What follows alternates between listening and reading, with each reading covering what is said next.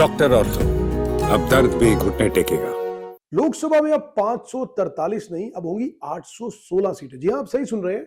भारतीय लोकतांत्रिक इतिहास में एक नया और अहम अध्याय जुड़ने जा रहा है। केंद्र सरकार द्वारा 2023 में पारित किए गए नारी शक्ति वंदन अधिनियम में बड़े संशोधन की तैयारी की जा रही है। सूत्रों की अगर बात करें तो इस संशोधित बिल को वर्तमान संसद सत्र में ही पेश किया जा सकता है, जिसकी संभावित तारीख 29 मार्च बताई जा रही है। यह संशोधन न केवल संसद में महिलाओं की भागीदारी को भी सुनिश्चित करेगा, बल्कि भारतीय संसदीय ढांचे के स्वरूप को भी पूरी तरह से कहीं ना कहीं बदल कर रख देगा।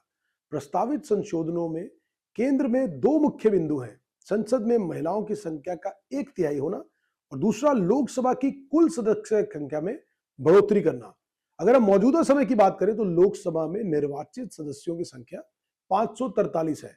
सरकार के नए प्रस्ताव के मुताबिक सीटों के परिसीमन के माध्यम से संख्या को बढ़ाकर 816 किए जाने की योजना है और इस विस्तार का मुख्य उद्देश्य महिला आरक्षण को प्रभावी ढंग से लागू करना और बढ़ती जनसंख्या के अनुरूप प्रतिनिधित्व सुनिश्चित करना है। अगर लोकसभा में सदस्यों की संख्या 816 होती है तो 33% आरक्षण के तहत महिला सांसदों की संख्या 273 हो जाएगी। ये भारतीय राजनीति में महिला नेतृत्व के लिए एक मील का पत्थर भी साबित होगा। बताया यह भी जा रहा है कि सभी राज्यों में लोकसभा और विधानसभा सीटों में लगभग 50% की बढ़ोतरी भी की जा सकती है। अगर उदाहरण के तौर पर अगर हम बात करें तो फिलहाल उत्तर प्रदेश में 80 सीटें जो लोकसभा की हैं वो बढ़ाकर 120 की जा सकती है। वहीं अगर हम बिहार की बात करें तो 40 से बढ़ाकर ये 60 की जा सकती है, जबकि तमिलनाडु में 39 सीटों से बढ़ाकर 58 या 59 सीटें। और सीटों के इस निर्धारण के लिए 2011 की जनगणना को आधार बनाया जा सकता है। यह निर्णय राजनीतिक रूप से बेहद संवेदनशील है। लंबे समय से दक्षिण भारतीय राज्यों जैसे कि तमिलनाडु, केरल, आंध्र प्रदेश की यह शिकायत रही कि जिन्होंने जनसंख्या नियंत्रण में बेहतर प्रदर्शन किया है उन्हें कम सीटों के रूप में सजा नहीं मिलनी चाहिए। तो उनका कहीं ना कहीं तर्क था कि उत्तर भारत के राज्यों जैसे यूपी और बिहार में जनसंख्या वृद्धि अधिक होने के कारण परिसीमन में उनकी सीटें बढ़ेंगी, जिससे केंद्र की राजनीति में दक्षिण का प्रभाव और अपेक्षाकृत और कम हो जाएगा। इसी विवाद को सुलझाने की ये पूरी एक कोशिश है। अगर हम बात करें सभी राज्यों की सीटें एक निश्चित अनुपात में बढ़ती हैं तो क्षेत्रीय संतुलन बिगड़ने का खतरा कम हो जाएगा। टीडीपी और डीएमके जैसी पार्टियों की चिंताओं को दूर करने के लिए भी गृह मंत्री अमित शाह ने हाल ही में कई क्षेत्रीय दलों यानी कि NCP, BJD, Shiv Sena, UBT, YSR, Congress के साथ बैठकें की ताकि इस पर व्यापक चर्चा की जा सके और एक आम सहमति बनाई जा सके। वही अगर हम बात करें 2023 में पारित मूल अधिनियम का लक्ष्य लोकसभा, राज्यसभा और राज्य विधानसभाओं में महिलाओं को 33% आरक्षण देना था। अब अगर बात करें संशोधित कानून में भी ये मूल भावना वही है, लेकिन इसे लागू करने की प्रक्रिया अब सीटों की वृद्धि के साथ जोड़ दी गई है।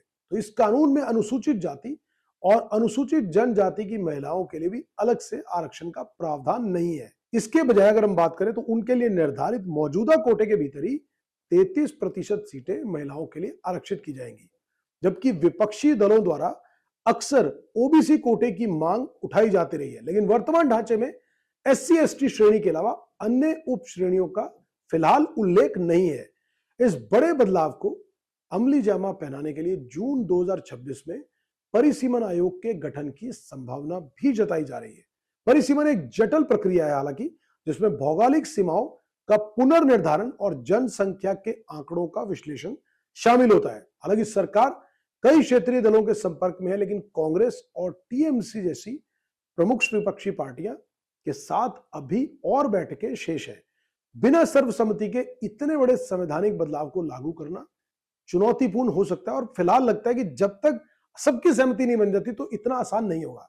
संसद में सदस्यों की संख्या 543 से 816 होना केवल एक संख्यात्मक बदलाव नहीं है, इसके लिए नए संसद भवन की बैठने की क्षमता और अन्य संसदीय संसाधनों का पूर्ण उपयोग सुनिश्चित भी करना होगा। वहीं अगर बात करें 2011 की जनगणना काफी पुरानी हो चुकी है। क्या 2026 में होने वाले परिसीमन के लिए 15 साल पुराने आंकड़े पर्याप्त होंगे? ये एक बहस का विषय बना हुआ और इस पे मंथन भी बनता है। महिला आरक्षण संशोधन बिल केवल महिलाओं को संसद में जगह देने का माध्यम नहीं है, बल्कि ये भविष्य की भारतीय राजनीति की दिशा तय करने वाला दस्तावेज भी है। अगर ये 29 मार्च को संसद के पटल पर रखा जाता है और पास हो जाता है तो देश की लोकतांत्रिक व्यवस्था में अब तक का सबसे बड़ा सुधार होगा। 816 सांसदों वाली लोकसभा न केवल अधिक समावेशी होगी बल्कि 21वीं सदी की बदलती जनसांख्यिकी को भी सही ढंग से प्रतिबिंबित करेगी। महिलाओं की अगर 273 सीटों पर मौजूदगी नीति निर्माण में संवेदनशीलता और विविधता लेके आएगी। तो अब सबकी नजरें आगामी 29 मार्च और प्रस्तावित परिसीमन आयोग पर टिकी है, जो भारतीय लोकतंत्र के एक नए युग की नींव रख सकता है। डॉक्टर ऑर्थो, अब दर्द भी घुटने टेकेगा।